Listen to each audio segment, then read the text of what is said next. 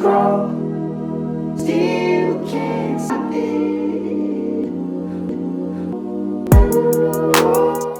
What is up? I am Crypto Mason and welcome back to the Crypto Mason YouTube channel. Shout out to the Gold Squad. We look for gold in every single aspect of our lives and we always find it. Now we have the most jam-packed video I think I've ever had. We've got a lot of stuff to cover. You're definitely going to want to watch until the end because this is a very important video. So much has just came out in terms of news, and we've got some price action here, folks. We have got some price action from Flow. We've covered Flow before, which is the venture capital coin, and there is a ton of venture capitalists behind that.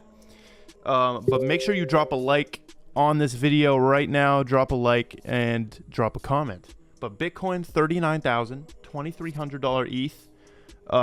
We have Bitcoin dominance at 47.6.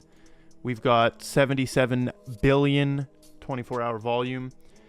And honestly, Bitcoin Gold is trash. I mean, I'm not a fan of Bitcoin Gold. I'm pretty sure David Schwartz actually held Bitcoin Gold. But we're not going to spend too much time on the prices just because there is so much news coming out today.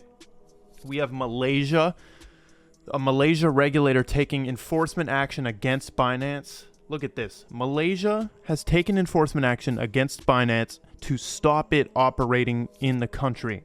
Now, watch what they say right here. The regulator ordered Binance to disable its website and mobile applications, cease media and marketing activities, and restrict Malaysian investors from accessing its Telegram group. So what is going on right there? Binance is getting hit every single day. Every single day something bad is coming out against Binance. Like, this is bad. All right, let's move on. I want to start with something positive on Bitcoin right here. This is the only thing that makes sense about Bitcoin for me. Well, I understand everything about Bitcoin, but this is the only thing that I can see that Bitcoin has going for it. So let's listen to Michael Saylor. We've got a lot of video clips in this video, but this is 30 seconds. Let's listen to what he says. Look, Bitcoin is digital real estate. People are starting to realize that it's better than real estate. It's scarcer. It's not taxed the same way that real estate's taxed. You can take it to any state and any country. And they used to say you can't take it with you. You literally can take it with you to the grave if you want. And so it's enormously appealing to people that are looking for economic security right now. And that's an incredibly powerful trend. That's the only thing I see Bitcoin has going for it right there, digital real estate. And let's move on to the things that actually make sense, which is right here. Rosa Rios, who we know is the 43rd treasurer of the United States. Her name is on the $100 bills. We know the connection. If you watched Ripple Decoded Part 5 yesterday, you know the connection right here. What are these? What the hell are these? She's answering questions on Google? By the way, Rosa Rios is definitely my governmental crush. She's definitely my governmental crush. But watch this. Watch this clip. Somebody sent me this. Shout out to the guy who sent me this in my messages on Twitter. By the way, follow my Twitter, but watch this. I saw in your background that you are on the board of Ripple. Yes, and that's a crypto. That's a crypto. Yes, that's a cryptocurrency. So she just said you're on the board of Ripple. By the way, this is just me reacting to it. But this is from a random podcast. Like a totally random podcast called Female VC Lab. But let's keep watching. Watch what Rosa Rios says. Currency. Yep. So how do you see, I've actually worked with a company that's working on central bank digital currencies. How do you see cryptocurrency coming into play into a U.S. economy? Yeah, first of all, it's already in play in the U.S. So, the interesting thing about anything that's innovative, like digital currency, like crypto, is that it usually leads, it doesn't follow, right? Government is the one that usually follows, not leads. And so the utility of how crypto is being applied is very different, right? For some people, whether it's Bitcoin or Ethereum, it's really more of a store of value. It's more of a commodity. For XRP, which is Ripple's crypto, it's The reason why I chose to join this board is it's the only one that really has an applied use, right? So it facilitates cross-border payments. And so it serves a very kind of practical function. It's used by financial institutions around the world. And so I see it as a great way to think about the next, the evolution of money. Right. But in this case, again, how do we have something that isn't just a market value? It actually serves its purpose. And again, in this case, for those cross-border payments, it's made a huge difference in that world. Look at that. The reason I was laughing because there's two of me on the screen. It's hilarious. But Rosa Rios right there saying that it's the only one with an applied use case. And this is facts. And this is why initially my dad showed me Ripple. Because he's like, this is the only one who's really doing some real shit. They're working with real people. And really, like, the coin has a use case. And it has the best use case. It's solving trillions of dollars worth of problems. Now, let's move on to BitBoy right here from Digital Asset Investor. Watch what BitBoy says about the XRP price, right? He says it's going to rubber band and that the lawsuit has been stifling it, which we know. But let's listen. It's just a 30-second clip. Watch this. Looking at, but the limbo of the SEC lawsuit is what has depressed the price. If that lawsuit had not been handed down, XRP would have been at all-time highs by the end of January, early February at the very latest. Still to this day, in July, almost August, it still hasn't hit new all-time highs. So we're going to see that rubber band effect. When it finally does start to move, it is going to snap up much higher than everything else. And not only that, but now long-term, after this thing is sorted out, investors are going to have a stronger confidence in XRP. Absolute facts right there, man. Facts coming from BitBoy. Now, we've got James K. Feilin right here, and he has made a thread. This dude is covering the XRP lawsuit, like, really closely, and he says, I don't think that anyone should expect a settlement anytime soon. Okay, and he lays out why right here. You guys can read this. I'm not going to go through it because it's pretty long, but he thinks no settlement soon, okay? Whereas Jeremy Hogan thinks settlement soon. Right? But keep in mind, James K. Feilin doesn't have a YouTube channel that needs views. Jeremy Hogan has a YouTube channel that makes, if he's monetizing, and of course I think he is, why would you not on that? He is making, it's a business, and it's a six-figure business. So, I mean, maybe Jeremy Hogan just wants to say that we are going to reach settlement soon for views. I don't know. I'm not saying that, but that is a thing. Like, as you can see with BitBoy even, he definitely says a couple things for views sometimes. But James K. Feilin thinks that we're not going to see a settlement anytime soon.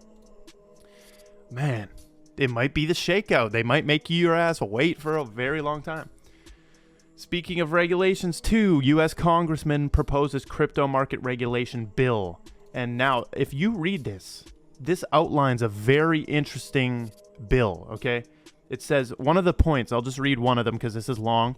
Provide the Federal Reserve with explicit authority to issue a digital version of the US dollar. Clarify that digital asset securities, and fiat-based stablecoins are not US legal tender. And provide the US Treasury Secretary with authority to permit or prohibit US dollar and other fiat-based stablecoins. So this goes deeper, but you definitely want to read this because he's proposing a new bill.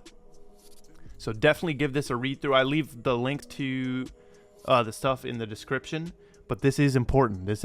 I don't know if it'll get passed or anything, but he has basically went over and made a bill right here. So I don't welcome regulations, of course. Like, I'm not a fan of regulations, but in a couple ways I am a fan. First of all, it gets rid of all these shit coins, right? It legitimizes this space. It gives regulatory clarity to asset fund managers with trillions that can go into this, right? So we definitely can't avoid it, okay? Now look at this. So the Bank of International Settlements is unveiling a blueprint for instant cross-border payment system. So what is going on? We've seen Swift Go come out, right? We saw Swift Go come out, and now we see the Bank of International Settlements come out with this. They're calling it Nexus. Now, this article is very misleading, man. I've seen this pushed everywhere on XRP Twitter. Look at this. They do not mention XRP, they do not mention Ripple, and they do not mention XLM. This article just says that these are examples of other projects that are creating that. They're not saying that the Bank of International Settlements has mentioned them. And if you actually go to the report right here and we search for Ripple, doesn't come up. We search for XRP, doesn't come up. XLM, nope.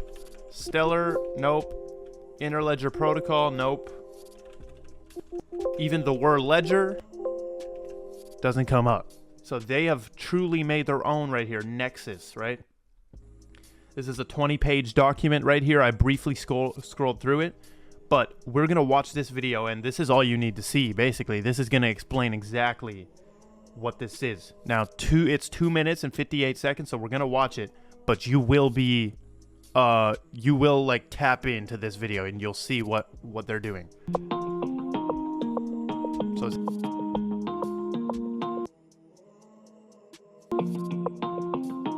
sending money from one person to another has never been easier. That's if you're sending money within the same country. If you're sending money overseas, it can feel like an eternity. But why? Money is just data. Why does it take longer to send money overseas than it does to send an email? Well, there are 3 reasons. First, one currency needs to be swapped for another. Second, compliance checks are needed to prevent illicit payments.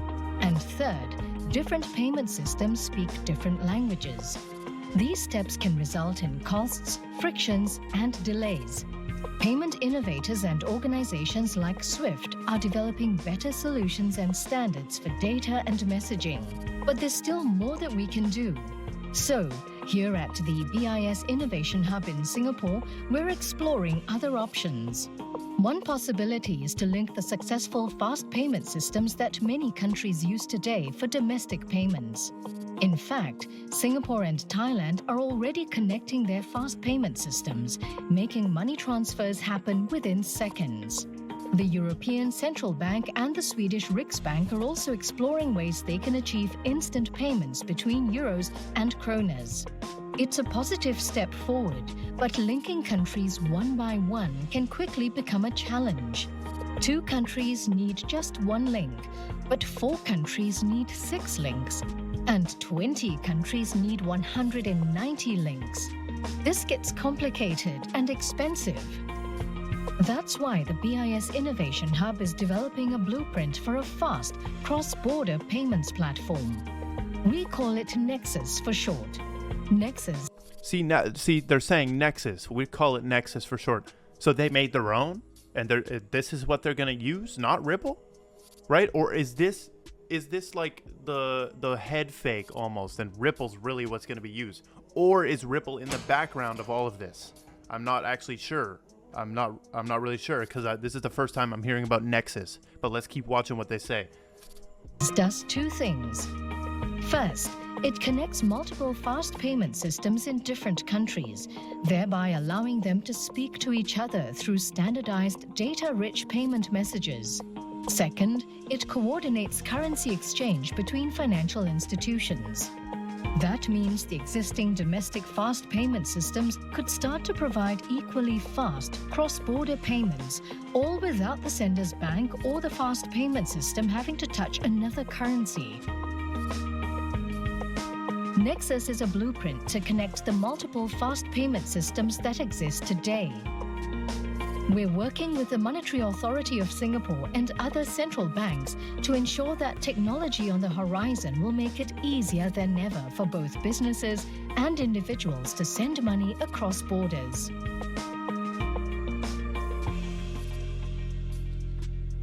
So that is Nexus right there, and I'm definitely going to research this more, because we've just seen Swift Go come out, and now we see Nexus. So what's happening here? Are these things really linked to Ripple? Or, because that seems like it doesn't need anything. That seems like they have it done, right? So we will see what happens with this. Maybe this is just like only for consumers, or I don't even know, because this is like only for people, you know, not banks. But that is very interesting. And the final thing I want to end off on a fun note right here. Helping you put Hedera Hashgraph in perspective. This is thecoinperspective.com. Look at this. If Hedera Hashgraph had Dogecoin's market cap, one Hbar would be $2.86. Okay? Please, can we realize that Hbar is much more world-changing and valuable than Dogecoin? It should easily be $2.86. But that's the note we're going to end on. I appreciate you for watching. If you're still watching right now, make sure you're followed up on all my platforms. And thank you for watching, and goodbye. Grow, still can't stop it.